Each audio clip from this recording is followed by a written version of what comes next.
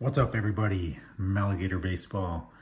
I'm not doing a video today on, well, all I really ever do is on the RC Explosion box. This is on a card I recently got. I already took it out of the packaging. I got it yesterday. So I'll just go ahead and show it. It's a card I've been wanting for actually a number of years now. So I'll bring it into the screen here. And there it is. There I am. It's a 2001 Topps Archive Reserve Willie Mays. I actually was trying to get one of these years ago. I kind of lose track of time. We're probably looking at like at least 3 years ago now. And I was hemming and hawing on a lot of the ones I'd find, because there's not a lot. When you look up in the PSA pop, there's only, I think, 66 graded. Obviously there's more that are ungraded, but there's still, you know, there's not a lot of these floating around. And a lot of the ones you see, they're either badly off-centered or the autograph is extremely faded, some worse than others, some it's barely visible on them. So it's pretty hard to find. This got a 9, but in terms of how this grades, I mean, this is a pretty nice grade. At first I wasn't really sure how it was an 8, but I think that's, if you can see that little black speck there, I'm guessing that factored into it, because it looked like it's not ink, and it's definitely on the card. It doesn't look like it's just something in the case. I wasn't even looking for this. I was on one of the other auctions going, and I was trying to really find like a decent 53 Satchel page. And I saw this, and you know, if you photograph these certain angles, it doesn't, the refractor doesn't show up at all. It looks kind of blurred a little bit, not blurred, but kind of dull. So in the one picture of it they had, the autograph was really faded, but the whole card was kind of faded. So I assumed it might have been the picture. I reached out to them a couple times. They weren't really much of a help. They essentially just said the card looked as it did in the picture. But then when you looked up on the PSA site under that cert number, they actually had a picture of it from the last sale, and you could see it looked like this. So that's why I figured I'd put a bid on it, and didn't really get that much traction, so I got it for a pretty good price. So I just figured I'd show that off. But yeah, pretty excited to get it.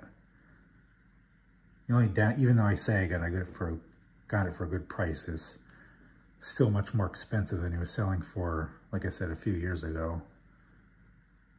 The ones I passed up on then were going for like, I don't know, high 200 bucks maybe, 300 bucks, might have even been less. But yes, that's that. And I'll show one other thing I got recently. I'm actually, a lot of my stuff in my collection is not cards.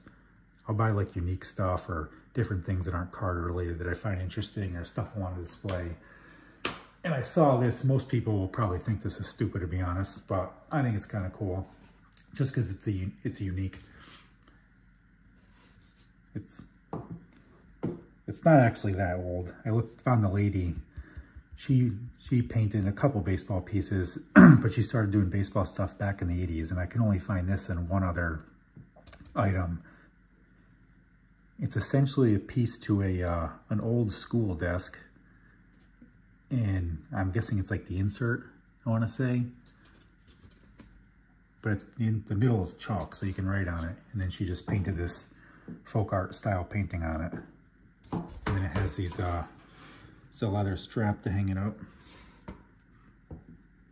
I don't know. This is more of a perceived value thing, but I think it's pretty sick. But yeah, figured I would just show these two off.